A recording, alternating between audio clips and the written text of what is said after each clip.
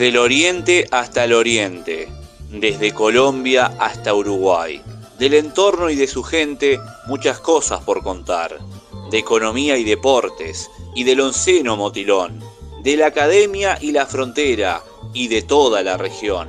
Multientornos te ofrece variada información.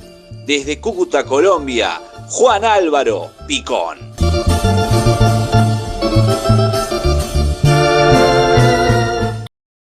Muy buenas noches a los oyentes de Multientornos, el programa radial de los múltiples entornos. Multientornos es emitido desde Cúcuta, Colombia por Juan Álvaro Picón y es transmitido por radiocuervouruguay.com.uy los días sábados a las 6 de la tarde, hora colombiana, con repetición los domingos a las 5 p.m. hora de Colombia. Un saludo muy especial al gran Onofre Laborde, el hombre radio de Uruguay, a la señora Marina y a toda la familia Laborde quienes sintonizan Multientornos. El programa de este fin de semana será netamente histórico-cultural, por cuanto se estará haciendo un homenaje póstumo al poeta, gobernador y político cucuteño Eduardo Cote Lamus, quien falleció en un accidente de tránsito un día 3 de agosto de 1964. Bienvenidos a Multientornos. Estás escuchando Multientornos por Radio Cuervo Uruguay. Entorno cultural. Acróstico a Eduardo Cote Lamus. En la madrugada del 3 de agosto de 1964, cuando en la garita la gente dormía, un fuerte impacto le alteró a todos sus sueños. Un vehículo negro colisionó contra un árbol, resultando gravemente una persona herida.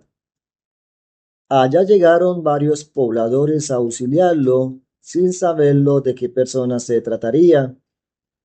Rumores rápidamente se fueron regando y hasta Cúcuta llegó la noticia. Día oscuro para la gobernabilidad y las letras, y el ocaso para un ilustre poeta. Era el gobernador, la persona herida. Como en el caserío no existían hospitales, en otro vehículo lo trasladaron aún con vida. Traspasaron los patios San Rafael, avenidas y calles, y en el San Juan de Dios de los Galenos estar vivo dependía. Pero la distancia y las heridas fueron tan grandes y el tiempo muy corto para poder reanimarlo. La angustia crecía, la poesía lentamente se diluía. Murió en aquel hospital frente a la Plaza de la Victoria. Un hombre ilustre, letrado, con historia y con mando. Se fue Eduardo a escribir a los cielos, se fue Cote Lamus y nos dejó sus escritos como legado.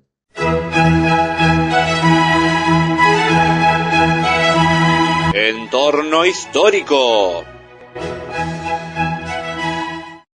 En entorno histórico, queridos oyentes de Multientornos, hoy vengo a hablarles de Eduardo Cote Lamus, poeta y gobernador del norte de Santander, fallecido en un accidente de tránsito en el sitio conocido como La Garita, en la carretera de Pamplona hacia la ciudad de Cúcuta.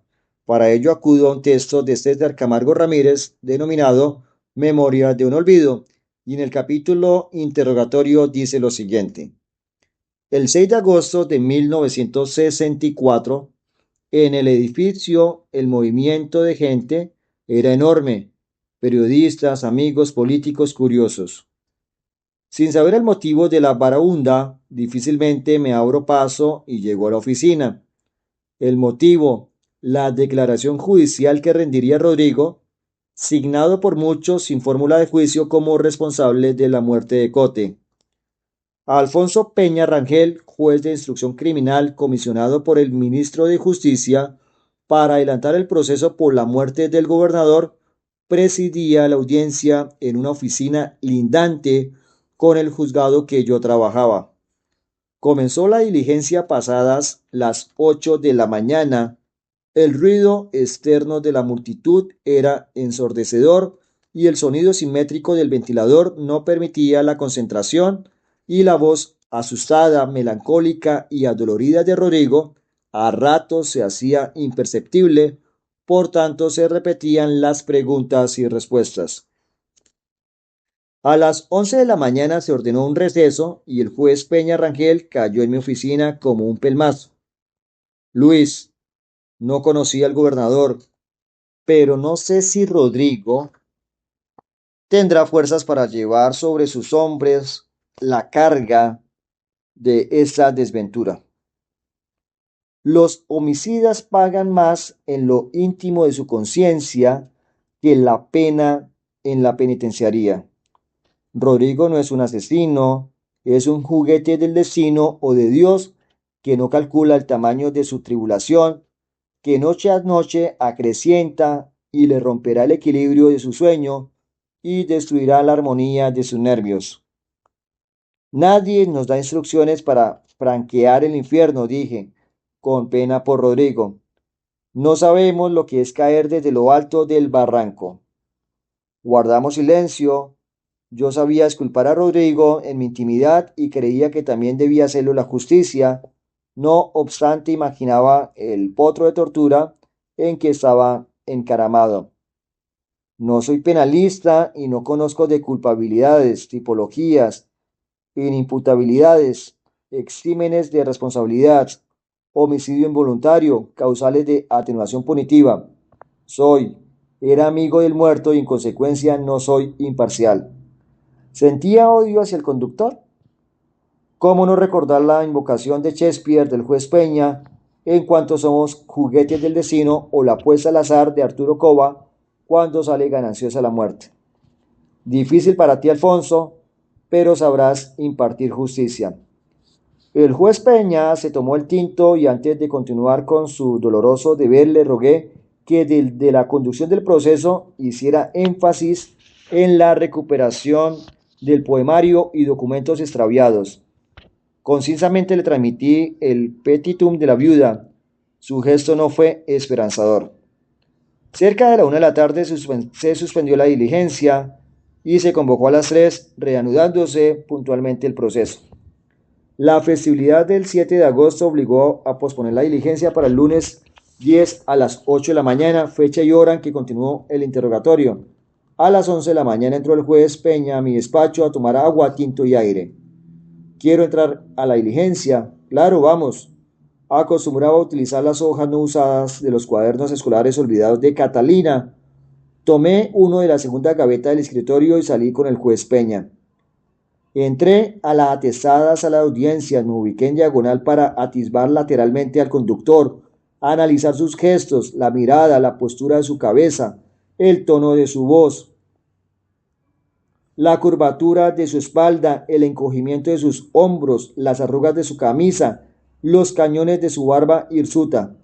Rodrigo miraba a los asistentes y volvía permanentemente la mirada a su esposa y sus familiares, en especialmente al niño apegado y atenazado a las enaguas de la madre. El color de su mirada era triste, también la de sus parientes. La postura de la cabeza agobiaba y la espalda encorvada eran similares.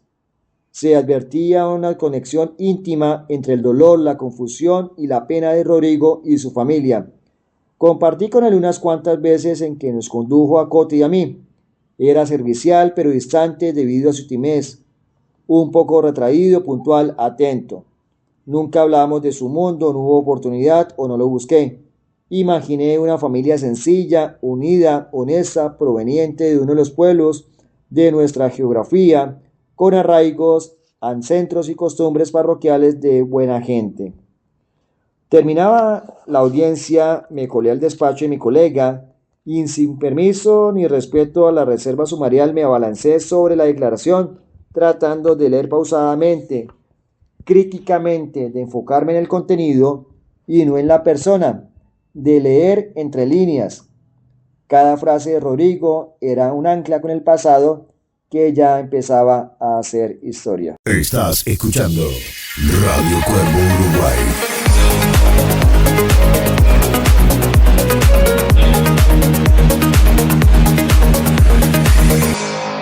radiocuervouruguay.com.uy.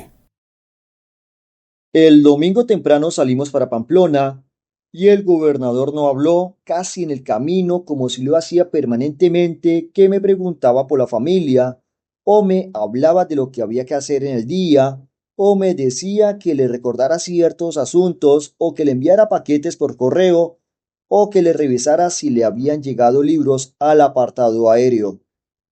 En la Don Juana me dijo que pronto tenía que ir a la Cuchilla para mirar el paisaje de Durania y del Pamplonita. En El Salvador entró a tomar tinto con don Celedonio y conversó largo y visitó las pesebreras, los cultivos, la escuela de la vereda. Entramos a Pamplonita y se sentó en un escaño de la plaza y tomaba anotaciones en esas libreticas que siempre cargaba. Llegamos a mediodía a Pamplona y el almuerzo fue donde una tía. Había mucha gente afuera esperándolo. Reía. Saludaba con mano en alto a los transeúntes. Sus familiares en la puerta estaban como impacientes porque no se entraba ligero. Yo metí la maleta y las frutas que compró en Río Negro. Después del almuerzo mandó a comprar las colaciones que más les gustaban, los abisinios. En la tarde se quedó durmiendo y yo me pasé mirando revistas. En la noche se vistió elegante y salimos para el Club del Comercio por la carrera sexta a la fiesta del bautizo de la familia Rincón Ramírez. Él se metió al club y yo me quedé en el carro afuera como siempre. A eso de las 8 de la mañana de la noche, una señorita salió y me dijo que entrara a comer y en una mesa del lado del bar me habían servido y comí solo. Me salí del club como a las 8:30 de la noche y me metí al carro. El frío era muy duro. Escuchaba radio y me dormía a ratos. En la madrugada, cuando me di cuenta, el gobernador me golpeó en el vidrio y se subió en el puesto de atrás. Lo acompañaban el señor Silvio Ramírez y su señora Cecilia Ayala Ramírez, quienes se subieron adelante. Miré el reloj y era la 1 de la mañana. Cuando le pregunté al gobernador si me quedábamos en Pamplona, me dijo que para Cúcuta. Así fue, él estaba tomadito y se quitó el corbatín. Hablaba de don Silvio y su esposa. Habían echado una botella de trago y de vez en cuando se tomaban unos traguitos con don Silvio. Antesito de Peñas Blancas le dije que sentía como bajita de aire en la llanta, pero era que quería orinar y estirarme porque llegaba mucho sueño. Me bajé, oriné y me quité el saco porque empezaba a sentir el calorcito. El gobernador se despertó y también se bajó a orinar. Continuamos y se tomó un trago y recitó un poema que había declamado varias veces en el camino. En la recta de Corozal me dio mucho sueño y yo me agarraba duro el volante para tratar de vencer el sueño. Abrí la ventanita triangular y la giré para que me entrara el aire directo a la cara y me espantara el sueño. Cuando llegamos a la curva esa antes de agarrar el puente, yo como que me repetía que no me puedo dormir porque qué tal que no coja el puente por la mutis y vaya al río y hacía un esfuerzo. Pasamos el puente y entramos a la garita y de ahí no supe nada más. Cuando el golpe me despertó, abrí la puerta y salí corriendo carretera abajo. Llanto. De imaginarme la catástrofe no era capaz de pensar, casi me vuelvo loco. Llanto. Estás escuchando Multientornos por Radio Cuervo Uruguay. Seguidamente, el libro dice lo siguiente. Ojeaba y ojeaba el expediente y reparé en la inspección del carro. Municipio de Villarrosario, corregimiento de los Patios, caserío de la Garita, finca La Granadina, vehículo tipo automóvil, servicio oficial de color negro, placas de Cúcuta, modelo 1959, presentaba un golpe contra un robusto árbol, impacto que produjo el desplazamiento del motor hacia atrás, rotura del radiador y la persiana al interior del vehículo del lado derecho, el cojín delantero se desplazó hacia atrás, disminuyendo el área del pasajero trasero. En el baúl, además de la llanta de repuesto, se encuentra una maleta color azul marino con efectos personales, zapatos, elementos de aseo, ropa, loción, varios sobres de papel manila con sellos de correo y estampillas de España y Alemania, que contienen revistas, libros, documentos de literatura, un portafolio de color negro nuevo con documentos varios de la gobernación, una estilográfica verde, varias libretas pequeñas y en rayas, una con anotaciones y 7 sin usar. Hojeando y hojeando el informe de medicina legal encontré nombres: Eduardo Francisco, apellidos Cotelamus, edad 36 años, sexo masculino, profesión funcionario, gobernador del departamento, fecha de deceso 3 de agosto de 1964, lugar caserío de La Garita, corregimiento de los Patios, municipio de Villarrosario, trasladado al Hospital San Juan de Dios de Cúcuta, causa de la muerte, politraumatismo a nivel de la caja torácica, rotura de 6 costillas, una de ellas se incrustó en el pulmón, generando hemorragia interna, amoratamiento del tórax, hechos accidente automovilístico. Rodrigo, después de incontables meses de ires y venires al juzgado, de testimonios, de exámenes médicos, de las pruebas propias de un proceso penal, fue absuelto. ¿Qué dirá la conciencia del absuelto por un magistrado sabiendo que su peor juez es la noche que transcurre con sudores, sobresaltos y pesadillas? Rodrigo durante 3 años fue el fiel compañero de la cotidianidad de Cote, servicial con los asuntos oficiales y familiares y reservado con los asuntos extraoficiales. Puede afirmarse con certeza que Rodrigo era un hombre sano, pero después del accidente tenía permanentes dolores musculares, depresión, ansiedad. Sus cortos periodos de sueño eran interrumpidos por sombrías pesadillas, reviviscencia del accidente, respuestas del sobresalto, mareos, irritabilidad, evitación, incapacidad de conducir, vergüenza persistente, extrañamiento de sus viejas amistades, cuya etiología se originó en aquella adversa madrugada del 3 de agosto, situación que los psiquiatras diagnosticaron como estrés postraumático, sin que fuera sometido a un tratamiento sostenido de terapias y medicamentos. Su esposa e hijos fueron el soporte para recuperar lentamente su condición de normalidad y su nombre e imagen se diluyeron en el tiempo, a la par con el olvido de las pequeñeces cotidianas. Entorno cultural. A Jorge Gaitán Durán.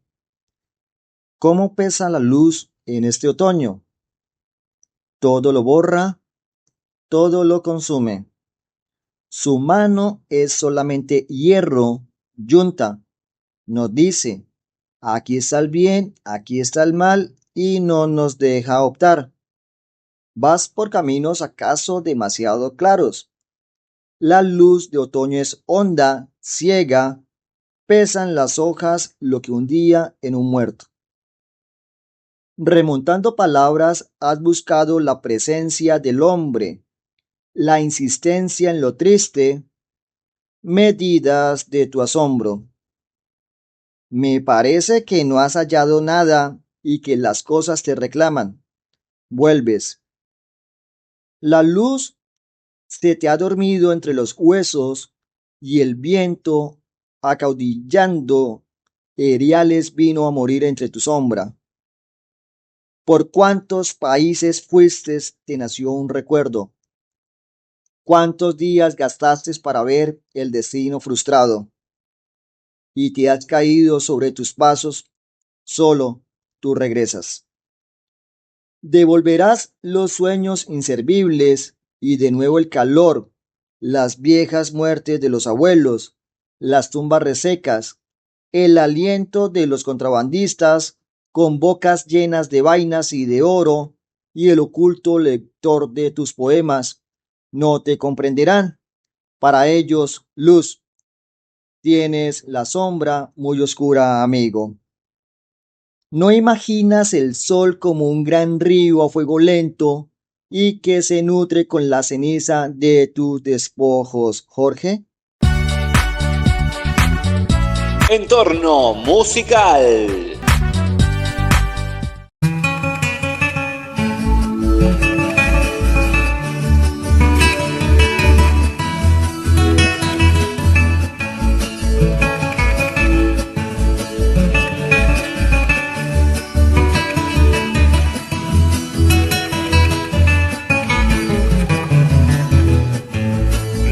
Se está muriendo en las riberas del Zulia, contemplando que en los patios quiere un gesto de ternura. Allá en Villa del Rosario, la cuna de Santander, tenemos el templo histórico, reliquia que es un Edén. En Cúcuta, tierra linda, terruño de motilones, es el portón de frontera, camino de admiradores. Chinacota ya en la cima, y en el valle Guachalema, Urania con su cafeto, Salazar con sus palmeras. Pamplona, tierra de casas, de belleza colonial, plantada sobre ese valle, contemplando a Chitaga. Ocaña con sus cocotas y el recuerdo de los caros, saludan a Convención, la playa y a Villa Caro.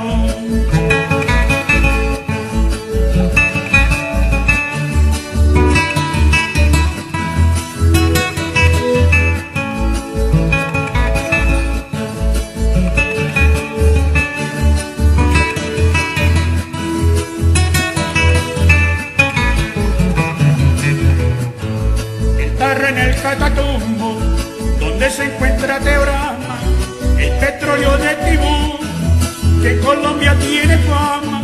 Pamplonita de Oriol Rangel, es orgullo de la patria, con Víctor M. Guerrero, es inmortal serenata, contemplando en el oriente dos luceritos de plata, son el Rancor Ragomalia, que miran a Sardinata. Puerto Santander te adoro, en este verso tan fiero, saludos a la Bateca, con su vecino Toledo, vamos subiendo la cima, cruzando riscos y filos, donde se encuentra Mutiscua, Cácota y también Silos. Santiago y San Cayetano, lo mismo que Nacarí, o allá en el Carmen de Ocaña, nos encontramos al fin.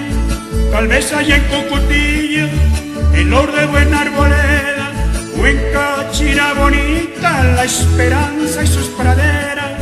Camino a Bucaracica, me paso por Gramalote, con Abrego y San Calixto le digo adiós a mi norte.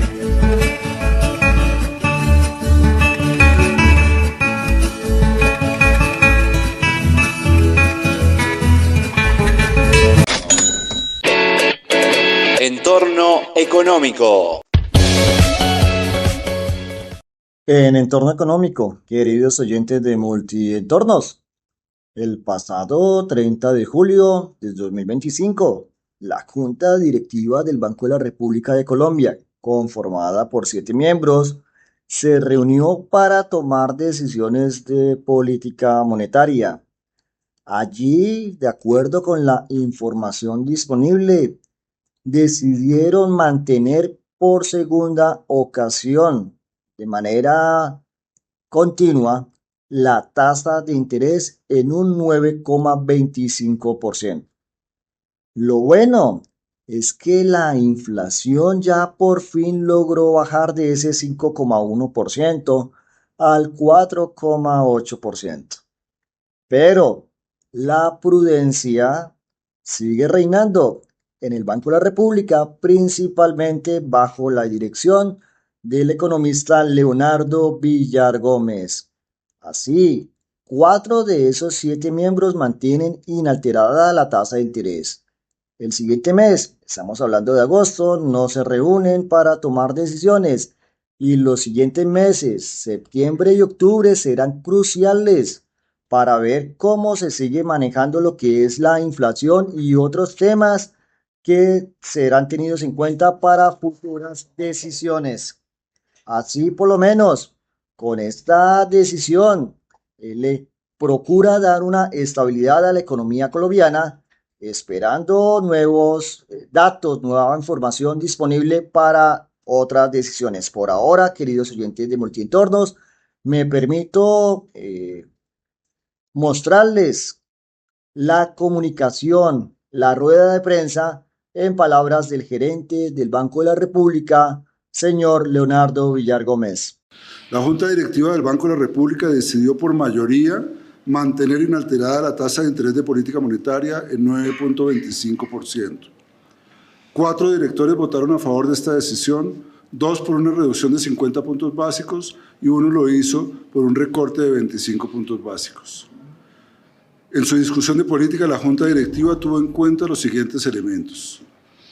La inflación anual en junio se redujo a 4.8% frente a 5.1% en mayo, gracias a una reducción de la inflación de alimentos y de regulados, especialmente la energía eléctrica. La inflación básica, sin alimentos ni regulados, se estabilizó en 4.8%, interrumpiendo su tendencia descendente. Las expectativas de inflación se mantienen por encima de la meta, con un comportamiento estable para las de los analistas y mixto para las provenientes de los mercados de deuda pública. La actividad económica continúa ganando dinamismo. El índice de seguimiento de la economía, ICE, presentó en mayo una variación anual del 2.7%, liderado por las actividades terciarias. El equipo técnico estima que en el segundo trimestre la actividad económica crecería a un ritmo anual de 2.7%, jalonado por una demanda interna que crecería 4.1%. Las condiciones de financiamiento externo del país enfrentan un entorno complejo de tensiones comerciales globales, elevada incertidumbre por los conflictos en varias regiones del mundo y lenta normalización esperada de la política monetaria en los Estados Unidos. La decisión adoptada por la Junta Directiva mantiene una postura cautelosa de la política monetaria que reconoce los riesgos identificados sobre la convergencia de la inflación a la meta. Los futuros movimientos de la tasa de interés responderán a la evolución de la inflación y sus expectativas, la dinámica de la actividad económica y el balance de riesgos internos y externos. Hasta aquí el comunicado. Muchas gracias.